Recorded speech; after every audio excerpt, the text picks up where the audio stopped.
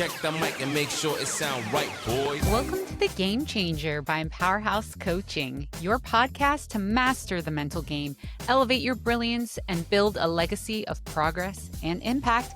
My name is Amanda Escobedo. I'm your host and inner game coach here to help you change the game. Welcome to episode 10. Wow, it has already been 10 weeks since we have been recording and kicking off The Game Changer. Usually I like to start off with some updates before we dive into a breakout and a breakdown of some news, but I don't really have much of an update. I celebrated a fun Friendsgiving at my brother's house. I had a lot of great people there. My parents were there. I love connecting with all of his friends and eating a lot of good food. And 'tis the season of gratitude. I was literally laying down with my dog yesterday and I was looking at him like, I love you so much. And I'm so grateful for my little angel. I'm grateful for actually a lot of things. And I think gratitude in general is something that we benefit from when we practice all the things that we are grateful for. One of the things I love to do when I'm working with clients is at the beginning of our sessions, we actually kick off with wins because our brain is wired for negativity. On average, 80% of our thoughts are negative. 95% of our thoughts are repetitive. And so whenever you're connecting with someone and you're like, oh, how was your day? How was your week? Everyone's like, ugh, ugh. And then they go through all the things, just kicking along and all these things that have gone wrong. And what I find most fascinating is when I'm working with my clients, I actually set the tone that we are working to rewire their brain. And so we will always kick off with asking, what are your wins? And it's so fascinating to see how difficult it is for people to track wins through the week or even in a day. They pause, they think, they're like, gosh, I can't really think about anything. And so through the time, through the weeks, through the months that we're working together, well, one, they start to realize that this is something that a man is going to be asking for. So they come in a little more prepared to think through what are my wins. But what we're trying to do is get your brain to start focusing on things that are going right, things that are going well, things that are always working out for you that we take advantage of. Even for the fact, if we think of our health, oh my gosh, when things go wrong in our health, that really takes us out. Whether, I'm so grateful that my heart is working, my lungs are working, my body is working, I have strength, my brain is working. There are times when I get migraines. As I've mentioned before, I've had a few open heart surgeries. So there's a thing when the ticker wasn't working, right? And during that process, my lungs were collapsed. So then there was a time where I could barely breathe walking on a flat sidewalk. And then when I'm always trying to work out, there's things that happen to my joints or I pull something, I have to rehab it. And so when my body is in full functionality, I'm in full gratitude. And even if it's not, I'm constantly in gratitude of what is working. We don't want to take advantage of those things that are just working because when they aren't working, that's when, well, a lot of things start to domino effect from there. But I invite you to start to practice for yourself, waking up first thing in the morning and really coming into a state of gratitude or reflecting at the end of the day, each day. Such a great way to close your night and go to sleep with by identifying what went well today, what are my wins. And if you start to integrate that as a practice, you'll slowly start to rewire your brain to see the things that are working out for you. And the benefit is, if you're ever talking about your wins, when I'm talking through this with my clients, what tends to happen is when we do identify a win, their energy fluctuates up, their energy, their flow. And it's that type of engagement, energy, excitement that will contribute to your flow. When you start to focus on things going right, you get excited. And we're trying to, again, get you into this state of flow and build momentum. So if you're in this depleted, low energy, the world is against me, everything's go wrong, nothing's working out for me, you can't be creative in that mindset. You cannot be creative. You cannot activate your human potential. What you are activating is the critter brain. And what we're trying to activate is your potential, your creativity, your voice of wisdom. And all of that comes in a difference of energy, an influx of energy. So if we can redirect your brain's focus from everything going wrong to everything going right, you have that ability to do that. It's a practice. That could be the difference that makes the difference for you with just kicking you off in the right direction for your day or closing your night. in your chapter. So, something to consider. For this podcast today, we're actually going to be reviewing two different articles. They're both by The Morning Brew. And at first glance, both of these articles paint a bit of a scary picture of the job market. And I'm reviewing two markets because they connect with each other. Because actually, Article 1, as I read through, fed to Article 2. So, Article 1, just so you're aware, was posted on November 15th. And then Article 2 was actually an article that was posted November 6th. So, a bit of the headlines for these, there's two different, as I mentioned, headlines. Number one is scam job postings are surging as the market dries up. We're going to break that down in just a minute. But those scam job postings, I think we can all relate. We're getting those text messages by a recruiter that's saying they have a job offer for you and they're going to pay you $600, whatever it is. And they've got a job for you. So I get 45 million of those text messages daily. It's really quite annoying. You'd think they would start to cultivate creativity and recognize everyone's using that same scam. Come up with a new scam. Okay. We all see it. We all block it. No matter how many times I block it, it's coming from a new number. I will say they are being creative by just giving new numbers, figuring out how to text me through new numbers. But that's Article 1. That is the headline scam job postings. Those lovely text messages we're all getting are surging as the labor market dries up. The second article is, and this is the one that was kind of backdated to November 6th, the worst October for layoffs in over 2 decades. Individually, both of these headlines trigger so much fear, so much destruction in our job market. The world is endless. It's so terrible. Together, these narratives, they really create a narrative. The job market is collapsing and everything is getting worse. That's really how my brain processed these headlines. But when you actually take a closer look to the story, you'll find it's way more nuanced than the headlines are actually outlining for you. The headlines don't always tell the whole truth. And I want to walk you through this because a big part of becoming a game changer, a founder, a builder, a visionary, a problem solver, purpose-driven leader is learning how to think clearly in a world that profits from emotional reactions. Clickbait, right? So that's what this episode is really about. It's about helping you cultivate your creativity, your curiosity, your clarity, your leadership, and overall strengthening the inner game. That's always our goal to strengthen the inner game. Now, let's go into and unpack Article 1. The headliner, again, scam job postings. So this is about those text messages they're saying are in the headlines, they're saying are surging as the labor market dries up. Now, here's a summary of what the article as a whole is telling us. So job offer scams, they've actually risen by 19% in the first half of 2025. Job seekers have lost almost $300 million to these scams.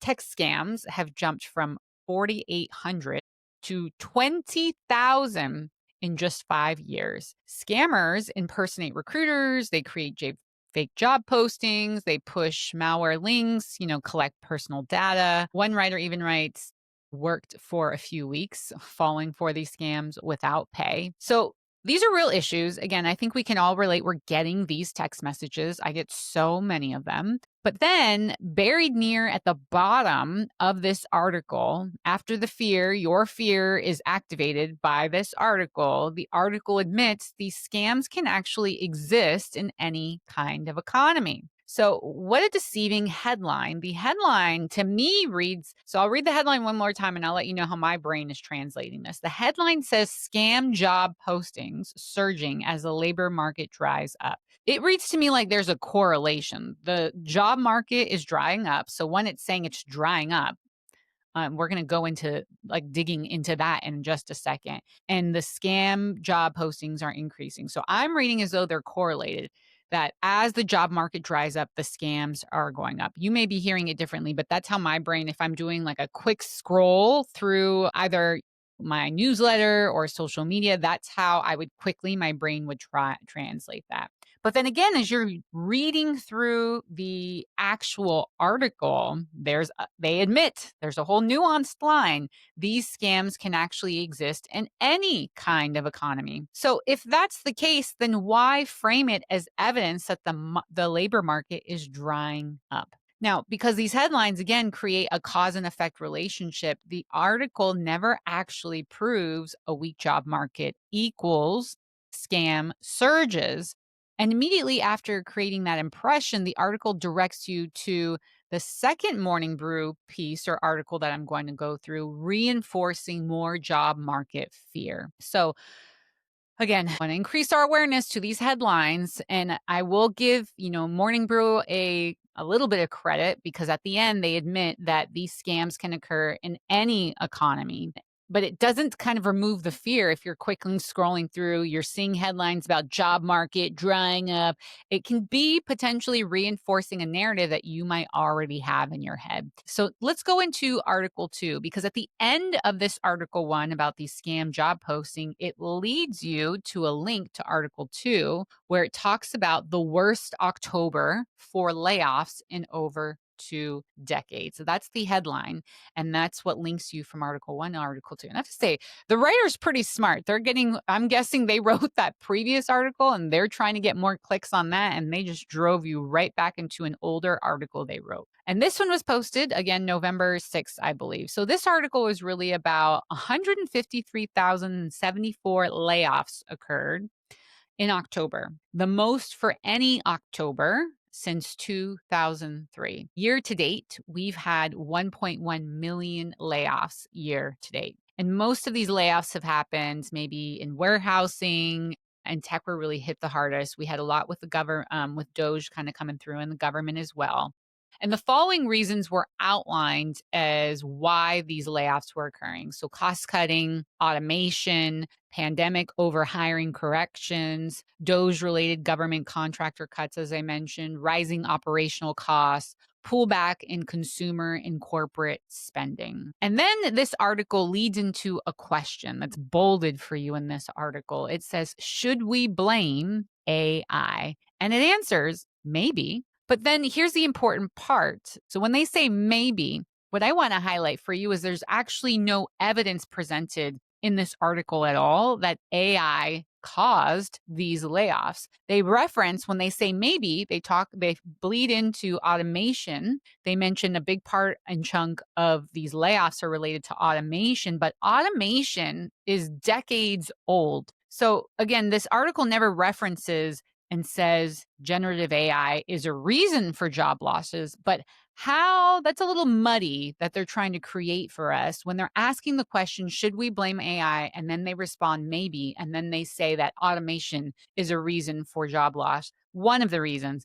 And again, automation has been around forever. AI, generative AI, is a piece, a form, a type of automation. If you're skimming through and reading this article, if you have a narrative in your mind with all these other narratives that are being fed to us, you could easily interpret this article as AI is taking jobs. This is how these articles create emotional narratives without full context. And the other thing I want to highlight with both of these articles, they're super short, super short. So one of the things I want to dive in a little more is the automation confusion that many might be reading in this article. So I want to reinforce automation does not mean AI. Automation, again, has existed for decades. Some examples of automation: payroll systems, email drip campaigns, customer service phone menus, manufacturing conveyor belts, scheduling workflow tools, Excel macros, recruiting pipelines. Automation is really just about efficiency. It's about cost reduction. It's about consistency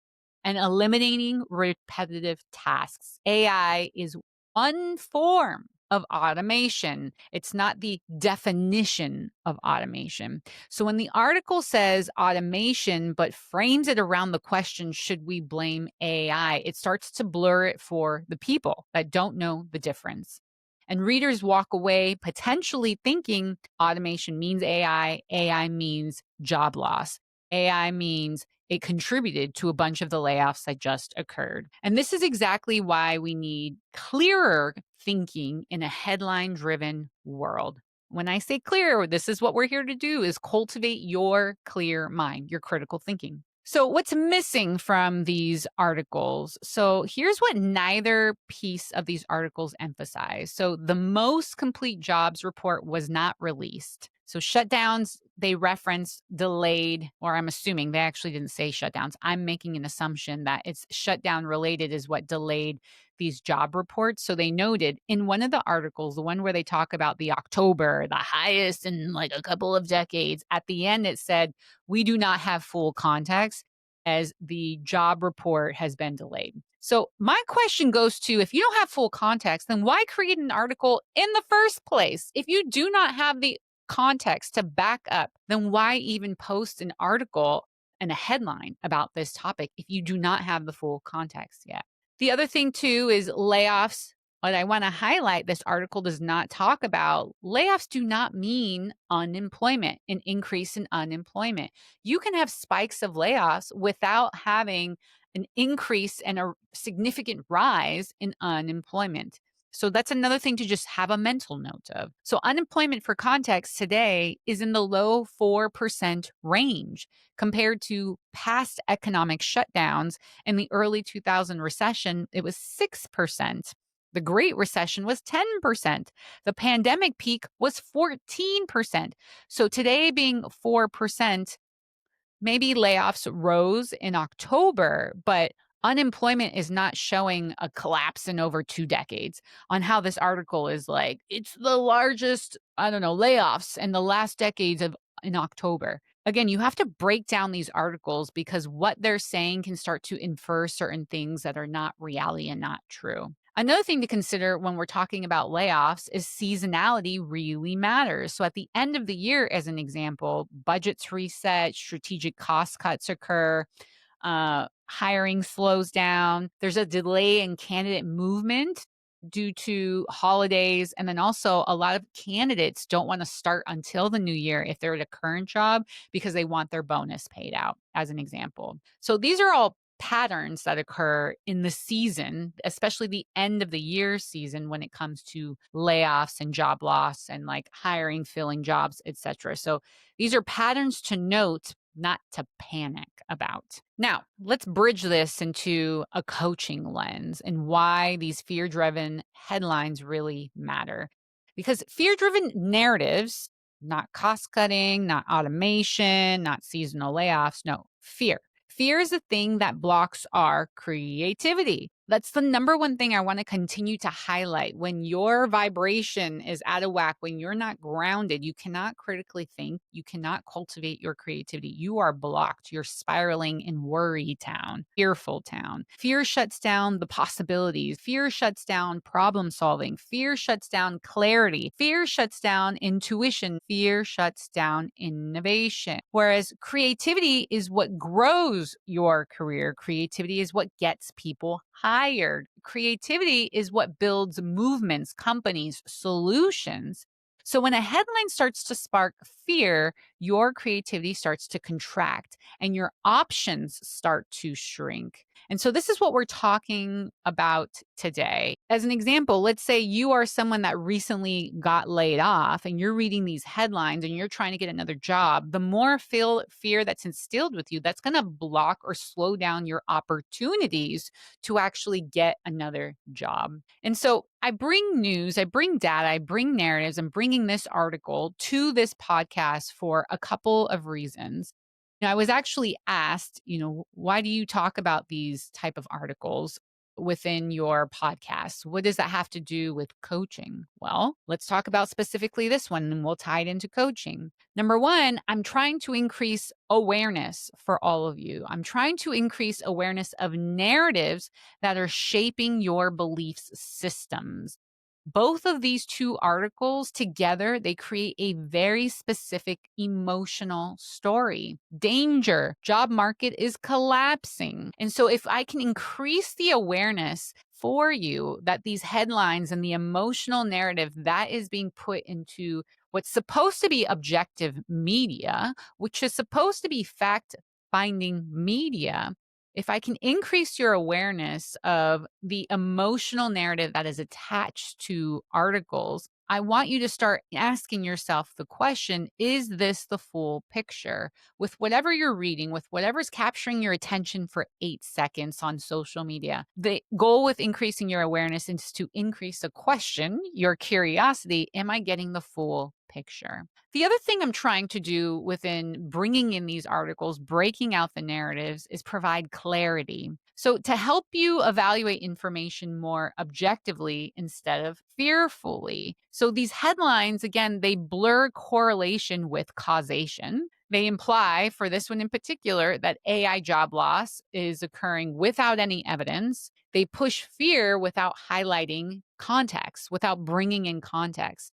And so clarity is power. The more you can start to unpack these things that I've just unpacked for you, that correlation is not causation, that the AI job, even though it's inferring AI job, there's actually no data that's verifying this. Those are the things I'm trying to provide more clarity for you so you can be more in your power when you are reading through and scrolling through and not being influenced by these articles. Now, another reason why I'm bringing this article is leadership in culture. So, to examine how really narratives influence creativity. So, going back to fear driven headlines can shut down your creativity before you even realize it. And creativity is one thing that every founder, every leader, every builder needs to succeed. So, examining articles like this becomes a way to ask, how do I stay creative in a noisy world?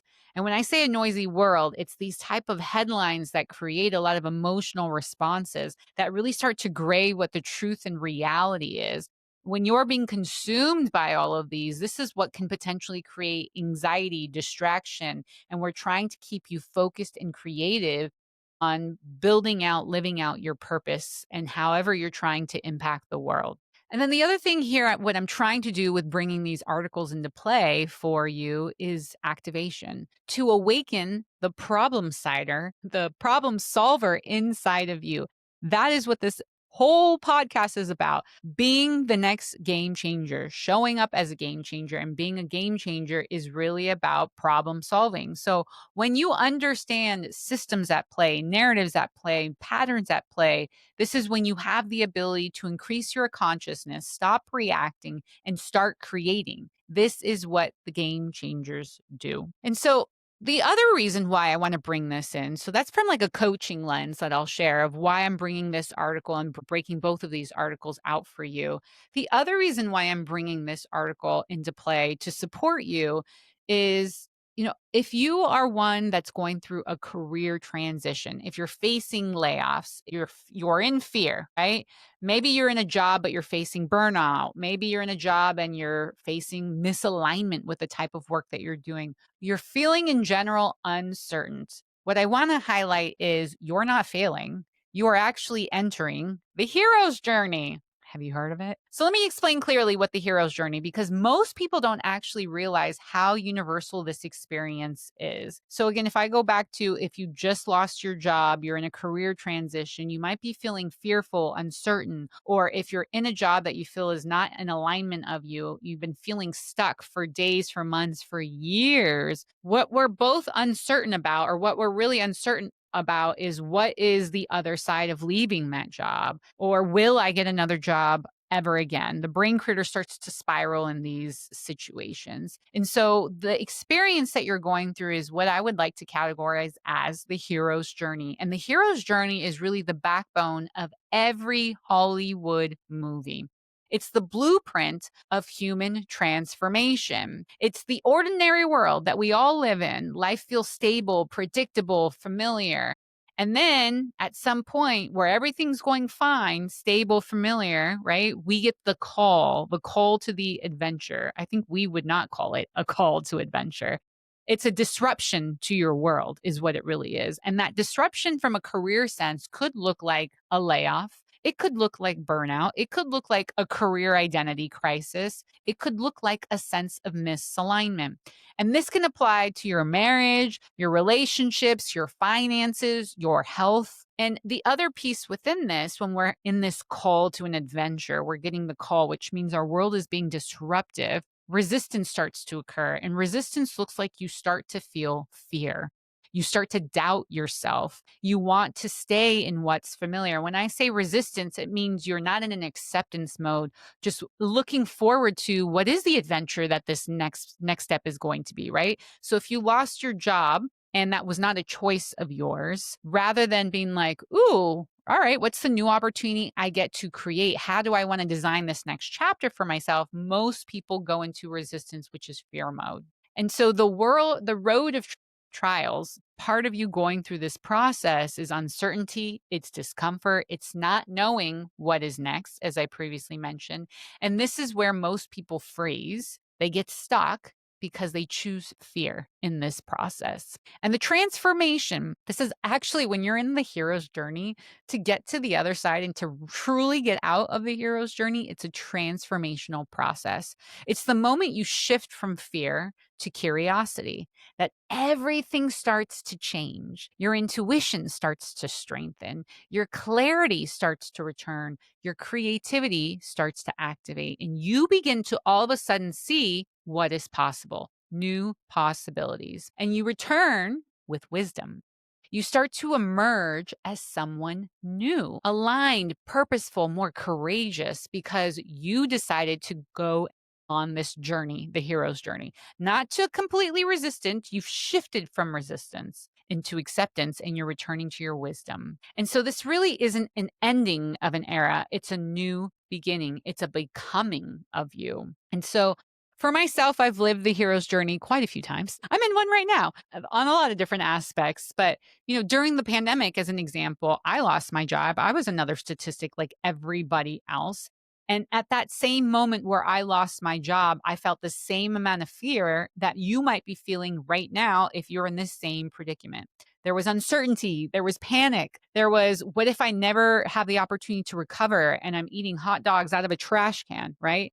The am I going to burn through my savings fear. But here's what I did not expect through the process of the hero's journey. I had been praying for clarity before the pandemic happened.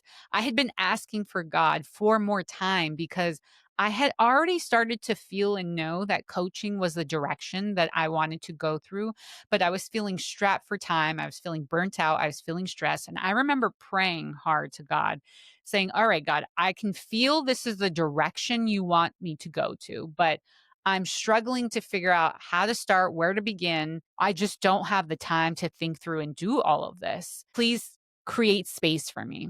Be careful what you ask for because God delivers. The universe delivers. It's just never in, I would say, the way we want it to be delivered. But it delivered. All of a sudden, I had all the time in the world. And it's that reflection that I started to have that maybe this is the new possibility. Maybe losing my job is the actual answer that I needed.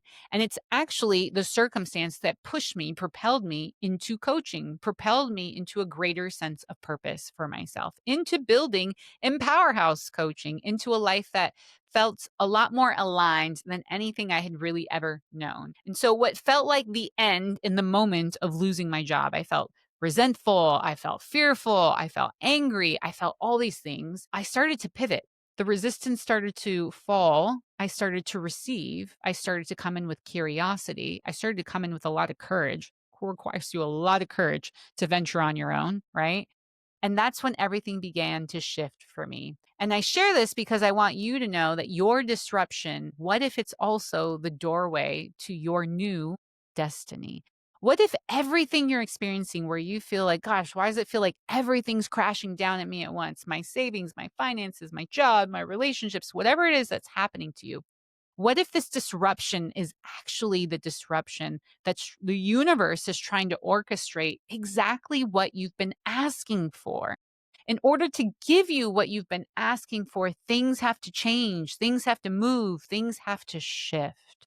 So, what if all this disruption is actually working for you. So if you're listening to this podcast and you're feeling stuck, if you're feeling uncertain, if you're feeling burnt out, if you're feeling misaligned, I want you to ask yourself maybe a few questions. What if this is my hero's journey? What if this is the moment that's I am being called to transform? What if this disruption is actually a direction? What if creativity is the thing that helps me navigate through this hero's journey? You are not breaking, you are becoming. And if you want to unlock more of your purpose and design that next chapter for your life, I want to offer and invite you to take a look at my Empowered Careers workbook, because it may be exactly what you need in this season. Now, the Empowered Careers Workbook is something that I created. It's a bunch of journaling questions, open, powerful, curious questions that are intended to access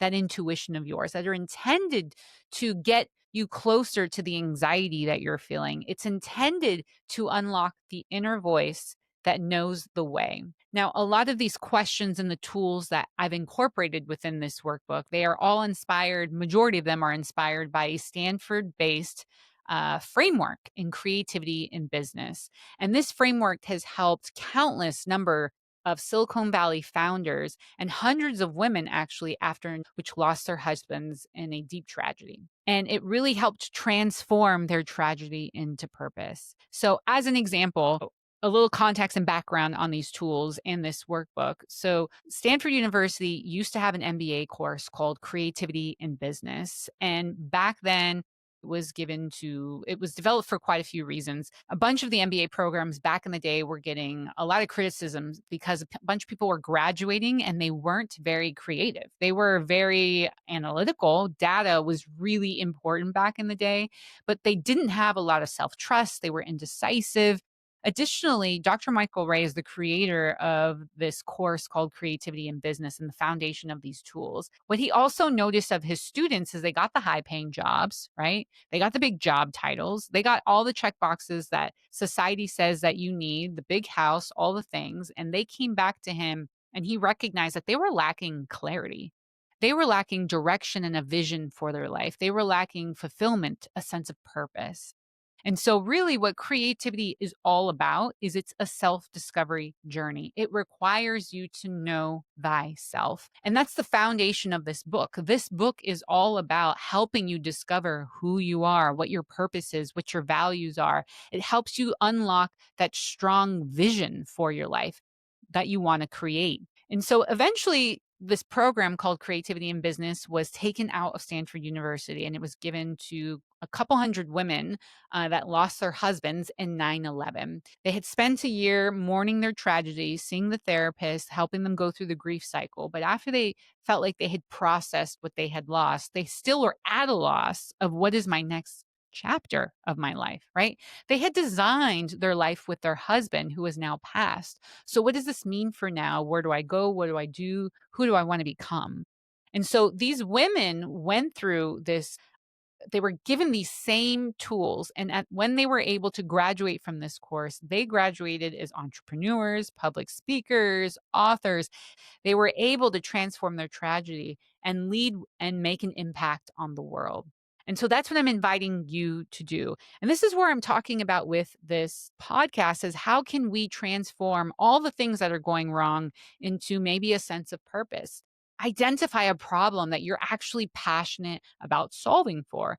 How do we transform what you're experiencing as a threat as something that you're excited about? Challenge accepted, something that you're excited to see how this can build you, grow you, contribute to your resilience. And so I invite you to take a look at Empowered Careers. You can find it on Amazon. This book, again, will help you clarify your purpose, unlock your creativity, access that inner wisdom, which Stanford University says is mistake free, understand your values, build more alignment in all of your decisions.